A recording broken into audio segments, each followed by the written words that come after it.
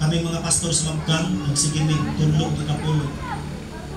Gani usahay ang memoro ninyo na, Pastor, mas maayo pa mamay kahintang nimo. Mas nakapamamay sakyanan kay nimo, Pastor. So tingani, sakwa lang ng panagapa, wala ko nakadungog sa mga memoro.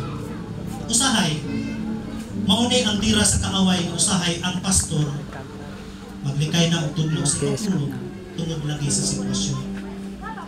Kaya mas maayo pa ang memoro na abay mahimo sa pastor. Ang pantanawon na to ang duha ka klase sa panalangin. Lahi panalangin material, panalangin nga material o panalangin pisikal. Wala kami dagkong sakyanan, pero naay dagkong lawas nga gipanalangin sa Ginoo. Mutuman ko ikapulo, dili aron panalanginan. Mutuman ko ikapulo tungod kay mando ug sugo sa Ginoo. Para mahimaya ang Ginoo sa akong kinabuhi.